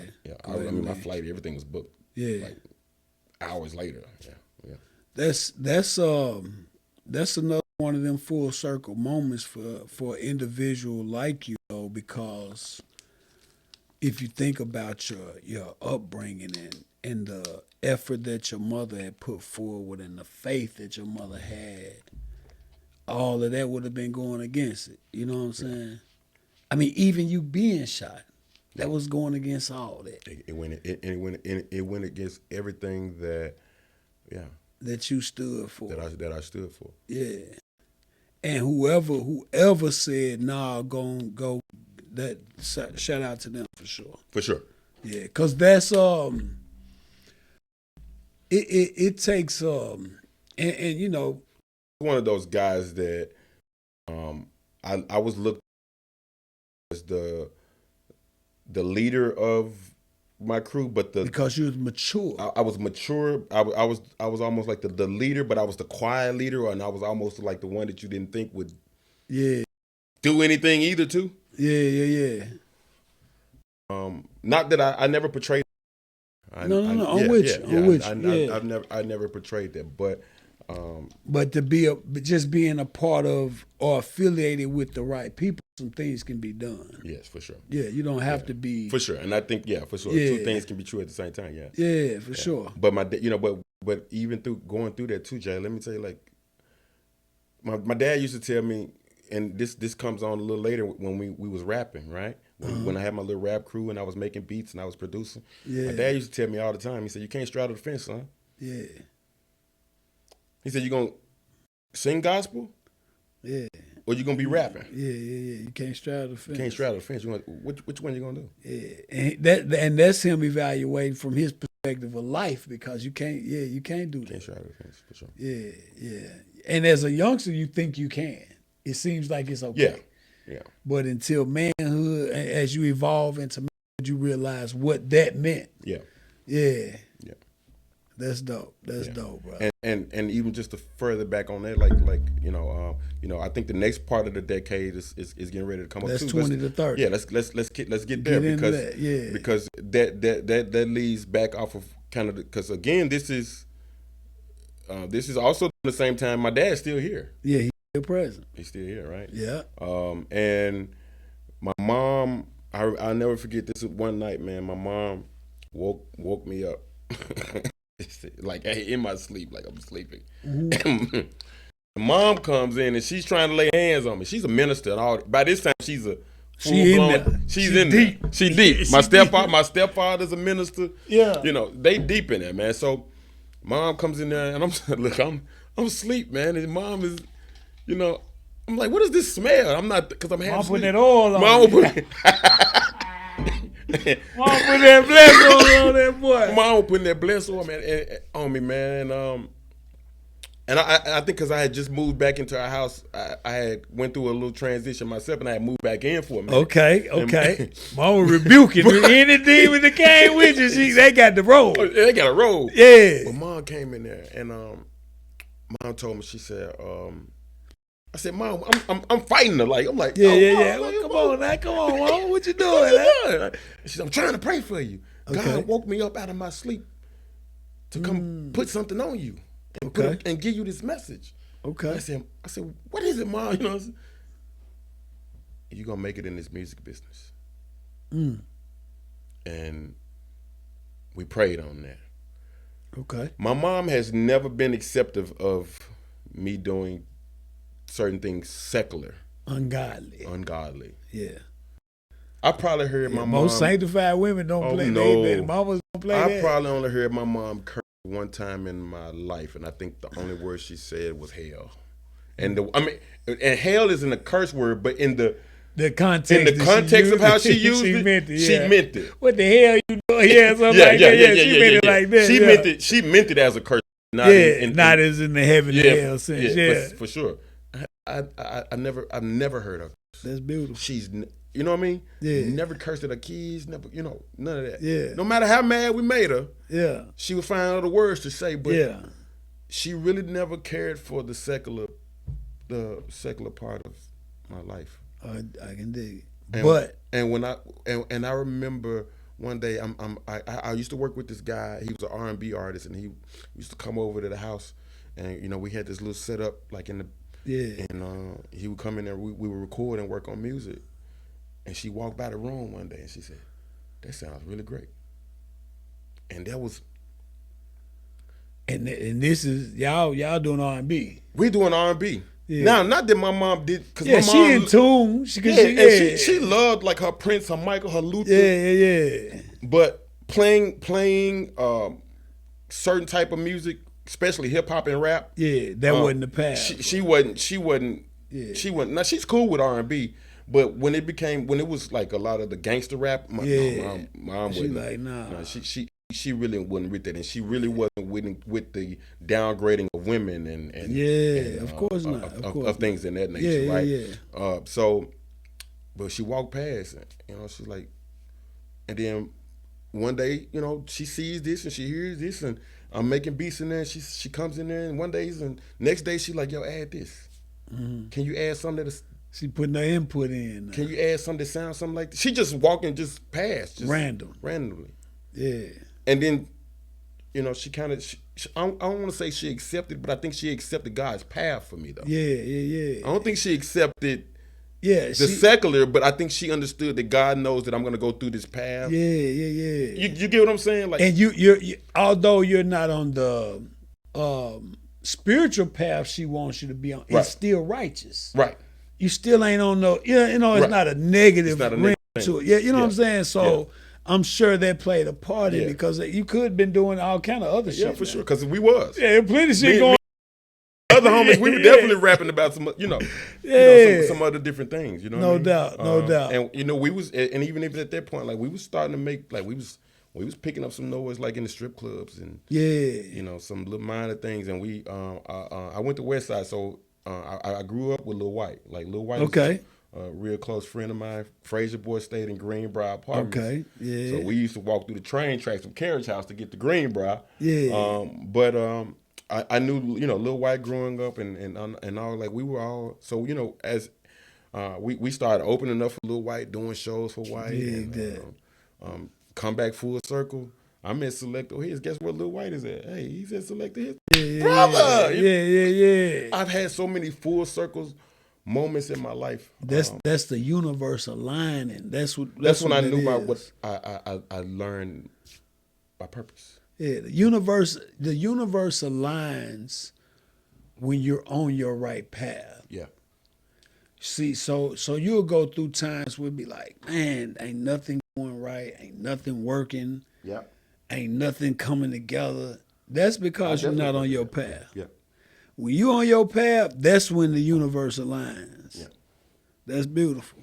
Yeah. That's beautiful. So this is your 20s and 30s.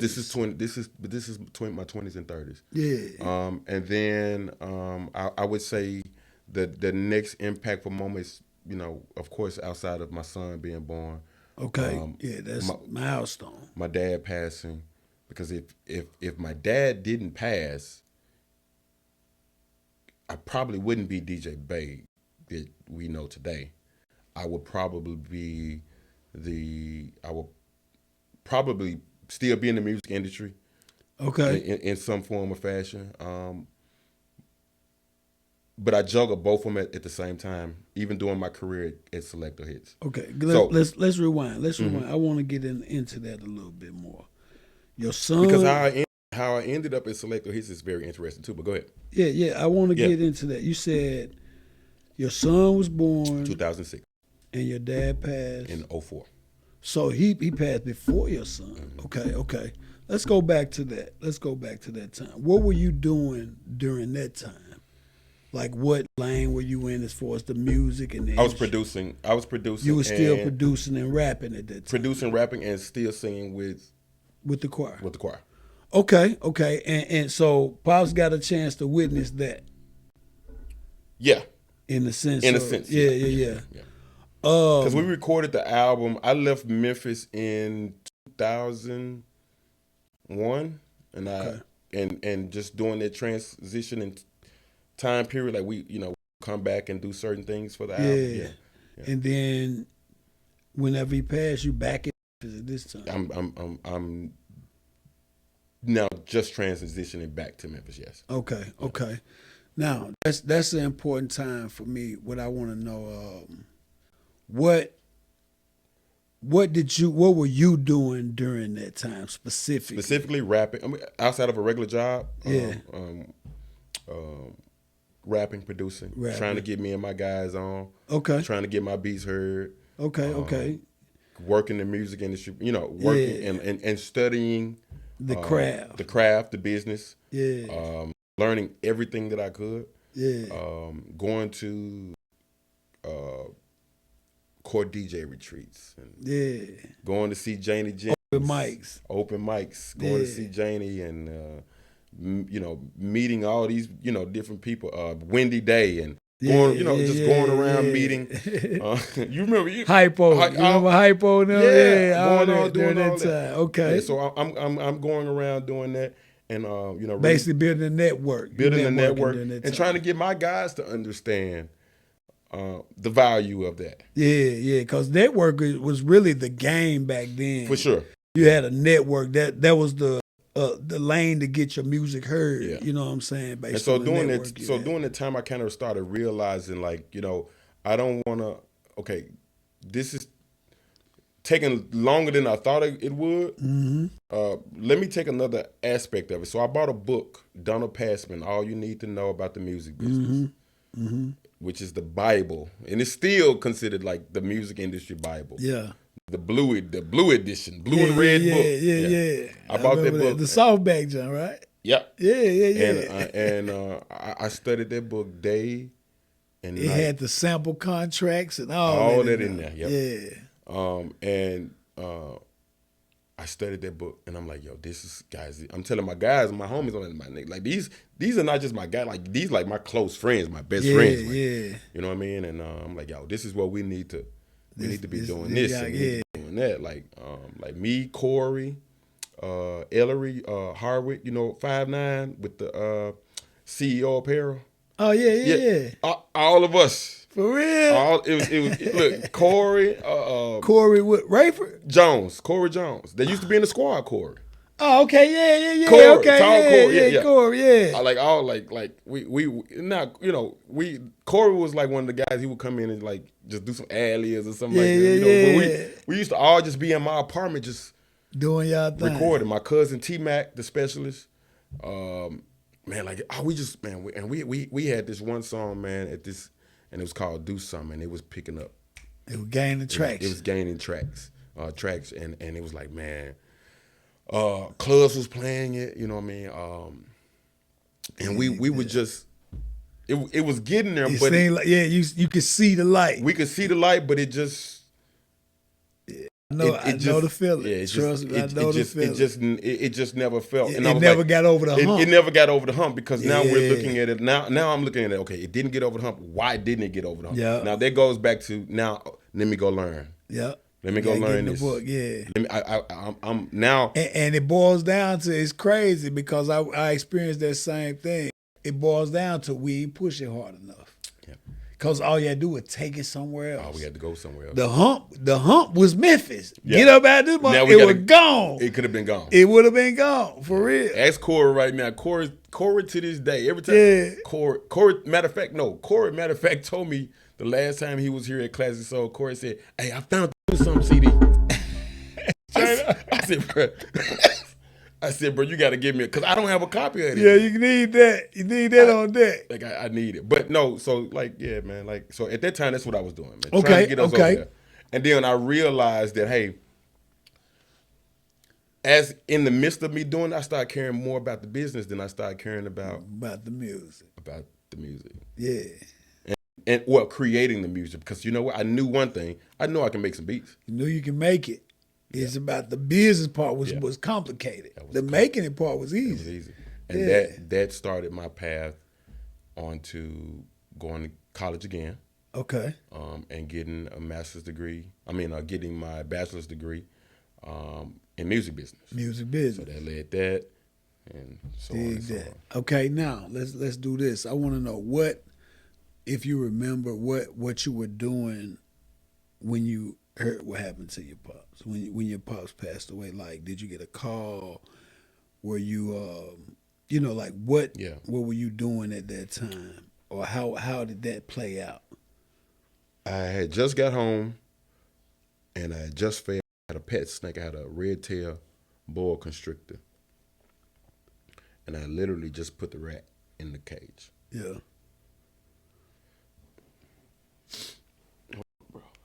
Yeah, no doubt. Hold on, man, because that's symbolic. Very. Very.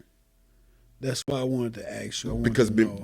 I'm sorry, y'all. The meaning, why I say it was, maybe symbolic isn't the word, but maybe it is symbolic in the sense of death. Mm.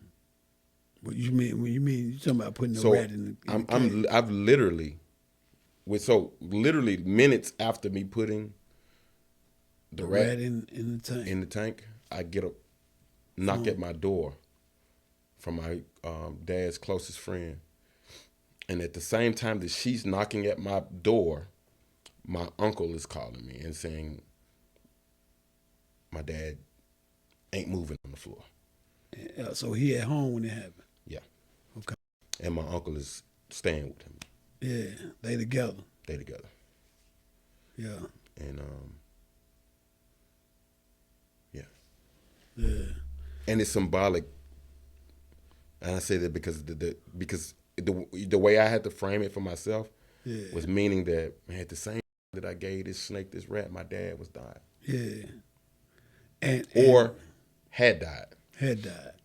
Because he non-responsive at this time when gone. they call him. Oh, he already gone. He's gone. No hospital, none of that. He was pronounced dead at the scene. Man, my condolences. On the floor. By his bed. My condolences. And what I also want to know, and this is So I had literally got to my apartment from the store. Got the rat. Fooled around for a second. Last time you spoke with him before that day? This is the day before. The day before. Yeah. No issues. Everything normal. Everything was normal. Yeah. Yeah. Last thing he said was, "You don't call me like you're supposed to." Damn, that just touched me, brother. Because you know what? It's crazy. I just went to my cousin's wedding, right? But can I say something before you say that? For sure. I always understood my dad when he said that to me, but I always had a comeback. Yeah. I always said, "You the father. Why you don't call me like you supposed to?" Yeah. Now, I'm with you, brother. And it's finna fuck you when I tell you what I'm talking about too. You feel what I'm saying? I'm with you. Dad, you on the son. I'm not supposed to chase you. Yeah, the phone work both ways. Phone work both ways, Dad. Yeah. Okay. Go ahead. I'm sorry. No, I'm with you because, and it's crazy. I want to. Am I wrong for that? Nah. Okay. Nah, hell no. I'm gonna tell you something crazy, man. Me and my pops, my biological father, it's just a piece of our story. We didn't have a solid relationship, right? But we had a beautiful one, right? And so I just went to Houston to my cousin's wedding, which is his niece. And mind you, I hadn't talked to my father in 3 years. I hadn't spoke to him. Right. We text, but we only text on birthdays, Father's Day, maybe Happy New Year, Merry Christmas, but nothing else. And mind you, we talked on a regular, right? And I want to share this with you because it's beautiful that whole situation, how it comes for me. My father's 65 now. He just turned 65 October 16th. And when I evaluated this whole situation where we wasn't talking, it goes back to me expecting him to do something for me, right? And it was a valid expectation. It was valid. It's your father, right? This is my father. Yeah. However, our relationship had never had expectations. But you were still expecting. Yeah. Yeah. And in our conversation we had in Houston that we hadn't talked. This is our first time seeing each other talking anything in 3 years. He had some too. And so it made me really evaluate. And I came to the conclusion when I called him and apologized for some things I said during our conversation in Houston. I narrowed it down, brother, that our relationship was always based off love and effort, never expectations. Mm. And when I came to that conclusion, it hurt my soul because our relationship was, man, me and my wife got married in 2013. My wife probably met my father in maybe late 2011, maybe 2012. Yeah. My father just came home from the feds in 2009. She just recently, after the Houston trip, found out that my father was gone for 9 years based off how she saw our relationship. Right.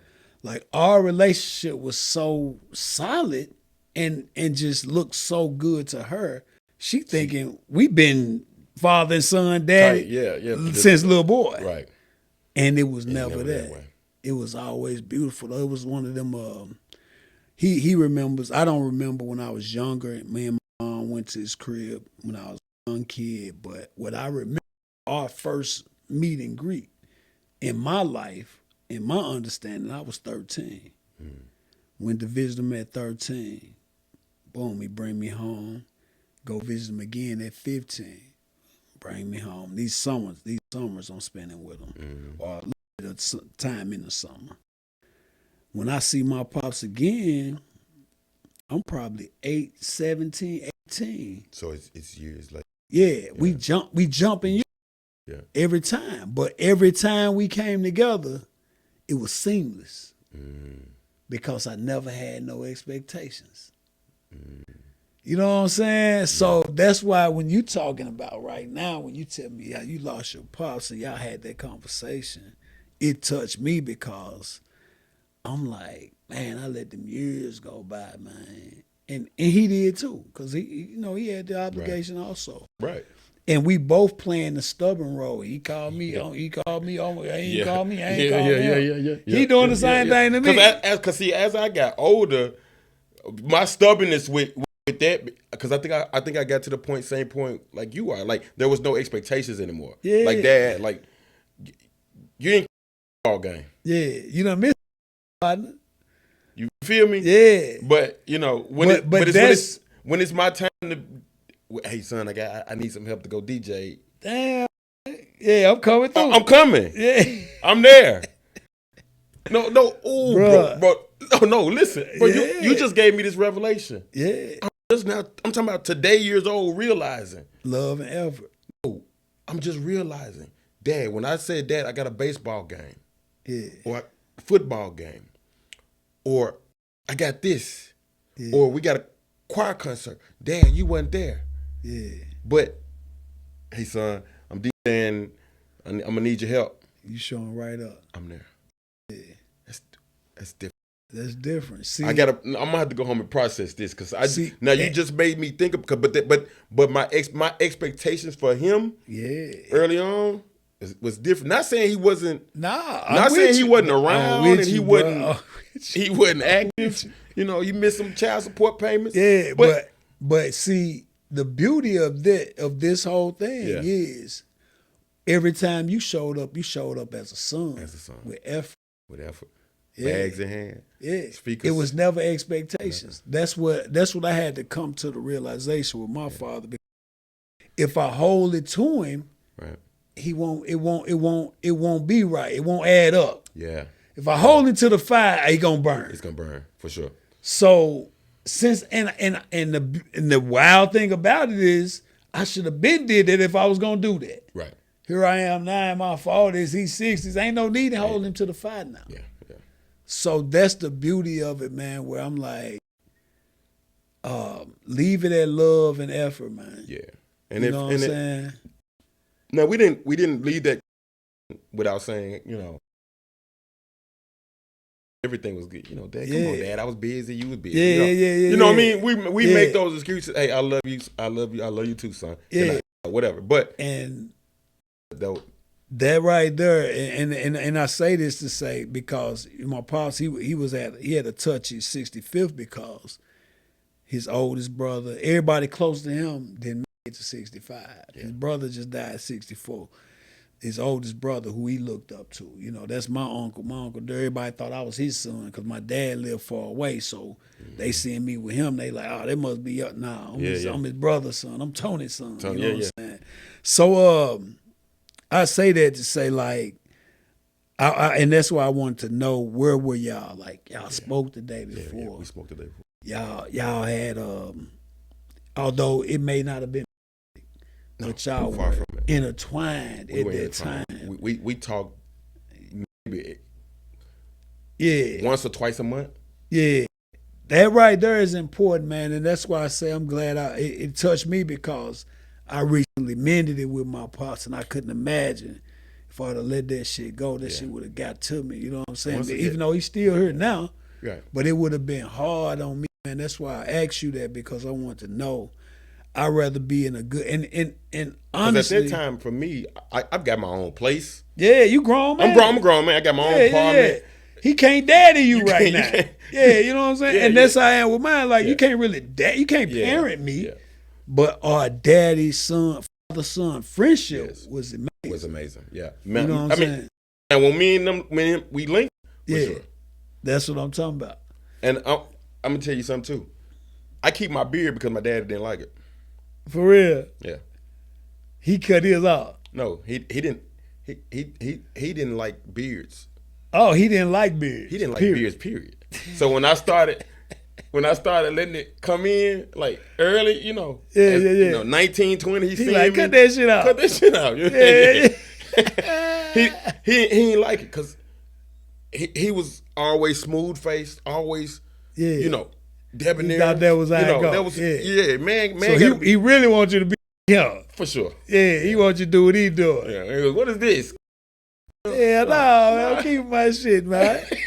Yeah. So I keep, and look, it's crazy, man, how things like that, little things like that, I kept my beard to be, because I never had a chance really to be rebellious towards you. Yeah. Here you go. Yeah, nigga. And you might look like him. Yeah, I look like you with a beard, nigga.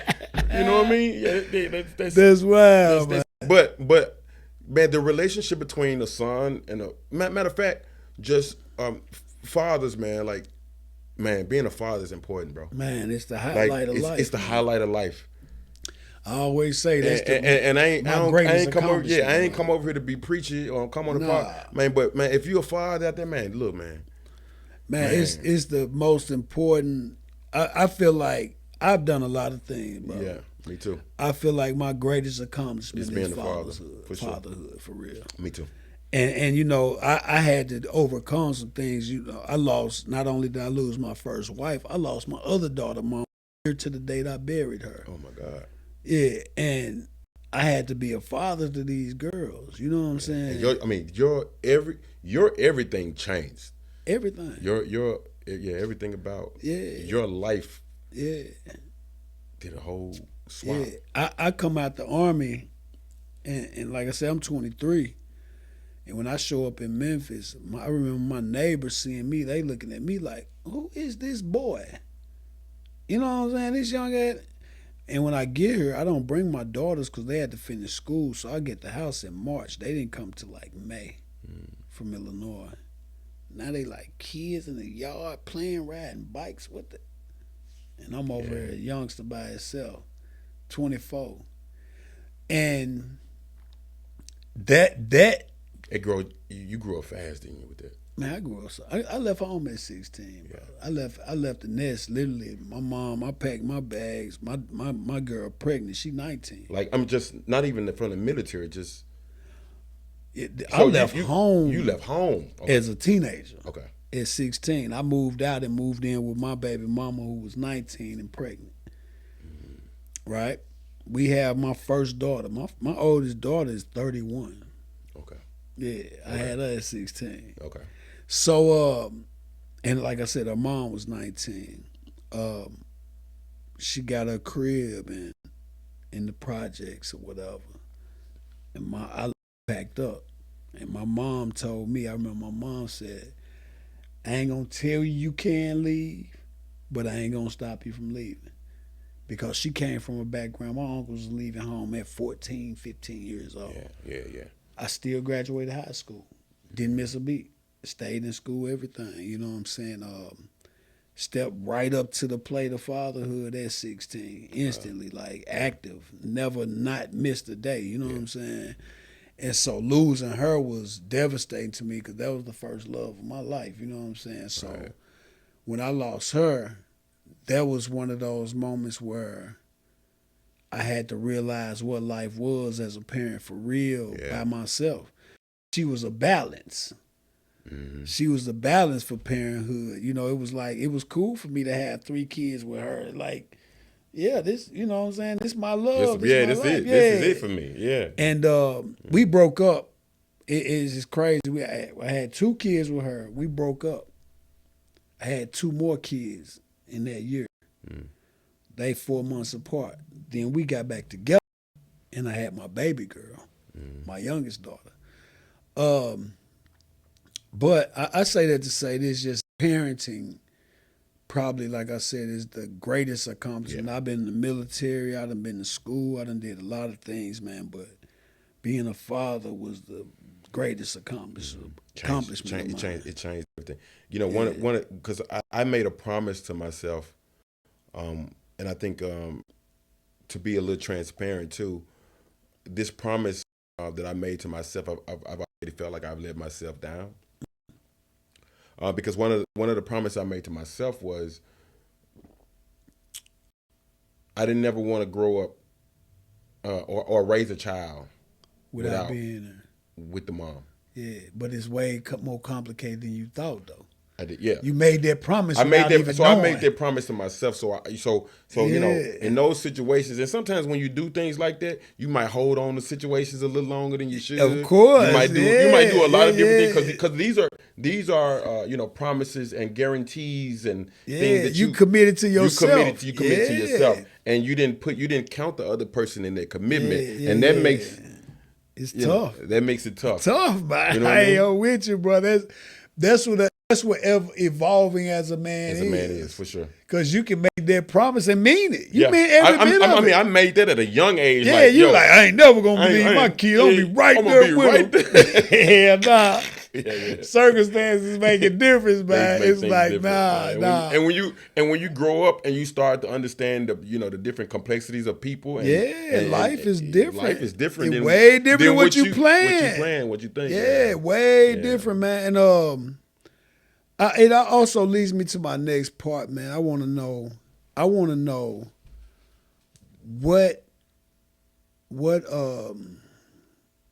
what triggered you to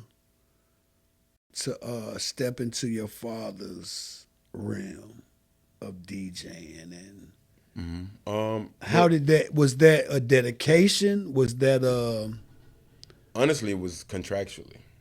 He had gigs playing. Are you serious? Yeah, he had 4 gigs that needed to be fulfilled. Wow. And that's where you jumped in. You stepped in. I jumped in and I took 2 of them. Using his equipment. The other 2 I outsourced. Yep. Wow. Because the other 2 I didn't feel that I was capable of doing. So you passed them on to somebody that you figured could do it. Could do it. That's compelling. And from that, DJ Bay was born.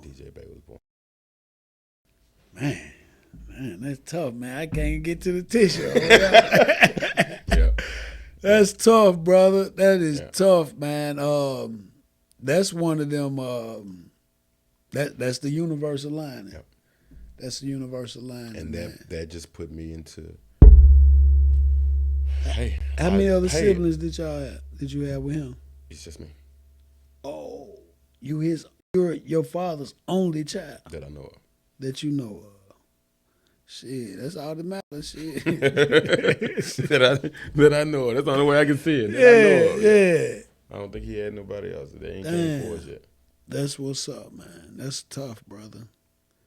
See, my dad was great guy, man. He sense of humor, great sense of humor, funny, comedian, funny, like genuinely funny. Like my friend, my homies, my boys, man, they love my pops. Yeah, you know, like we would just go over there sometimes just to chill with him, just to chill with him, and funny, hilarious. Yeah, ladies man. Yeah. Very charismatic, charming. But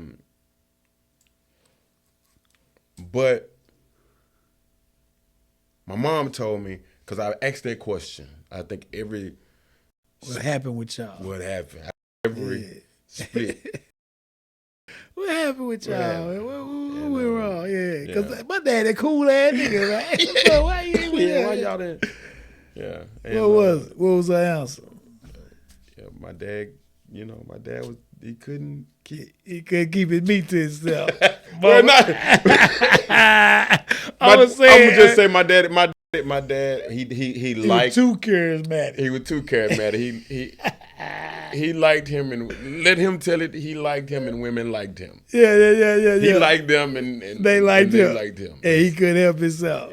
Sometimes he couldn't help himself. Yeah, I can dig that. That's probably one of the biggest downfalls of most relationships. For that to be on, for him to even, because I came to him and was like, and I remember him like even telling me at one point in time, son, don't put all your eggs in one basket. And I'm and when he told me that, he's actually telling me this to at the time my son's mother. Yeah. He not and I'm trying to plant the seed. Pops, cut this shit out, man. And like, get a nigga some better advice. I invited him. We had the fight night. He's DJing a party actually. Yeah. Fight night when Lennox Lewis, Lennox Lewis. He's DJing fight night, right?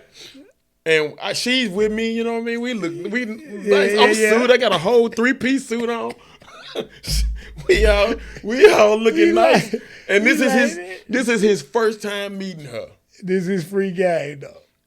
And he looks right over at me. He speaks to her, like when he looks at me. Hey, don't put all your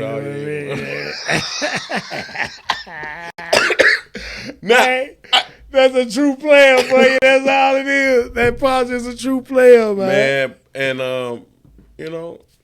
that's what's up, though, man. Crazy, man. Hey, that's some of the advice. So I tell my mom this. Yeah. What mom was saying? Mom says that's why his ass is by himself. That's why he's by himself. No, so straight up. Yeah, that's wild. Mama ain't studying that. She ain't studying none of that advice. Don't listen to him. Don't listen to him. Mama ain't studying that. That's exact. Don't listen to him. Right. That's why he alone now. Damn right. It's crazy, man, because there's so many things. Like even like with my father, man, and it's crazy. Even with my wife, you see us around. You'll swear up and down his mind was in the house with me, man. Yeah. It's like the blood is just something serious. Yeah. So those type of things, you know what I'm saying, that a daddy might think he need to tell his son. Sometimes you gotta say it, man. Just leave it alone. Let him figure it out. Let him figure it out. But damn sure don't give him no crazy ass advice, man. Yeah, don't do that. For real. Yeah. And she heard him. Yeah. Oh shit. Your girl heard him. She heard him say it. Oh, she ain't thinking that was a long ride. Yeah, that was a long ride on that. She hard as hell on his ass. That was a long. And y'all just had a baby. We ain't had the baby because she pregnant. No, she ain't pregnant. She ain't pregnant. Because my son he went into 2006. 2 years later. Yeah. Hell nah. Yeah. That's wild. He missed that, and then his boy comes out almost a spitting image of my dad, man. For real. Yeah. You what's your name? Bryson Durrell. My dad's name was Durrell Long. It's Bryson Durrell. Yeah. damn near spitting image, man. That's beautiful. Of my dad, man. That's Don't beautiful, look. Man. He looks more like my dad than he do me. For real. Yeah, for sure. That's beautiful, man. I love it. Yeah, man. So those was some. I really wanted to know about that experience with him passing. That's what I wanted to know, and I wanted to know how that tied to. But to know that you took on his contractual deals that he had already locked in, and you had enough knowledge to step up to the plate, and then turn around and make a career out of it. And become DJ Bay behind that. Yeah, that's a dope transition, I should say. And that's very honorable to pay homage to him and who and what he was. That's dope, man. Yeah. I mean, because all jokes aside, no matter the parental things or things like that, like he really gave me game. Yeah. As far as that, he really put a. Yeah, he gave you what he had. He put a battery in my back. Yeah, he gave you what he had. Man, you didn't even know. I didn't even know that was going to be a battery. Yeah. You know what I mean? And I didn't even know that the things that I've accomplished in my life, being DJ Bay at this point in my life, I would have never imagined it. Wow. The things and places I've been, who I've worked for, the places and people I've DJed for, and the organizations I've been a part of, the awards, the nominations, you would have never because I wanted to be an engineer. Yeah. I didn't want to be a DJ, bro. That's love. I didn't want to be. I didn't want to do that. Damn, that's love. So let's transition. But so now I would say that again, that growth or those transitions. Yeah. Man, I would say, man, I'm blessed to have that. Yeah, for sure. Because I like I said, I wanted to be here. I wanted to be an engineer. I wanted to be in the music business. I wanted that side of it. So him passing helped you find your lane. Yeah, for sure.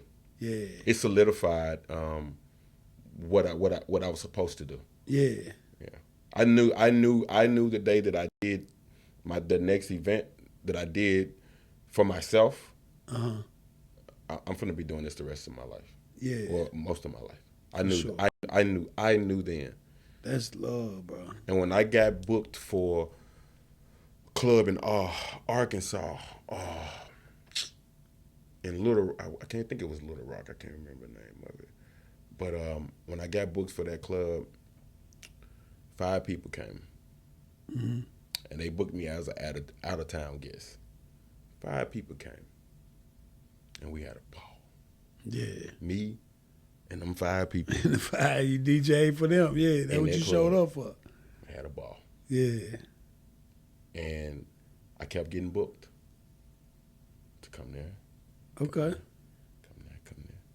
And this is a couple years. It's not even maybe 2 years removed of my dad being dead. Yeah. So is that when you made it official that you wasn't gonna or you had already made it official that you wasn't quitting?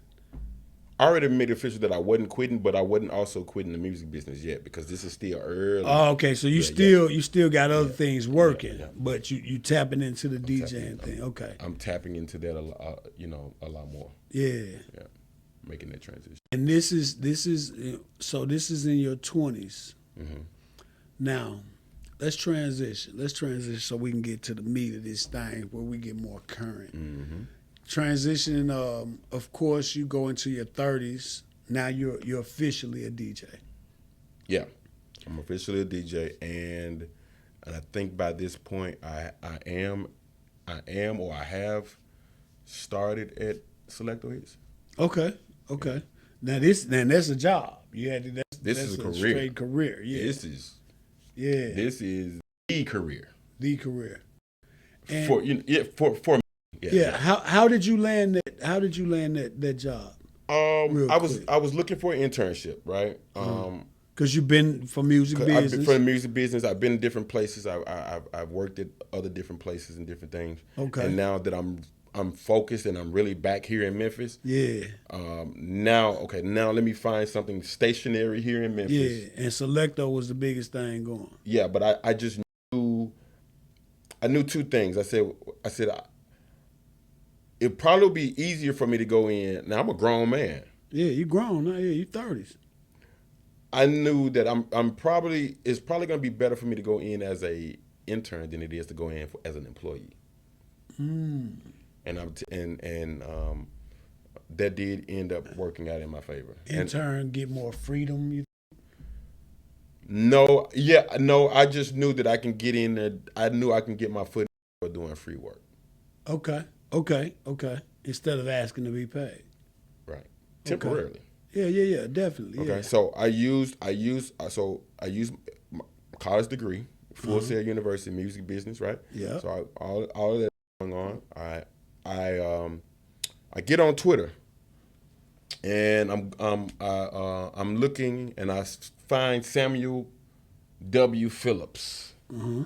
Okay, and I'm seeing Samuel Phillips. I know who Sam Phillips is. Sun Studios, Elvis Presley. Okay. I'm very familiar. Again, I'm very familiar You with. in tune? Yeah. I'm very familiar also with SelectoHits because again, they in the neighborhood. They was in my. I'm with you. You feel me? Yeah. So I'm thinking that when I see Samuel W. Phillips, I'm seeing Sam.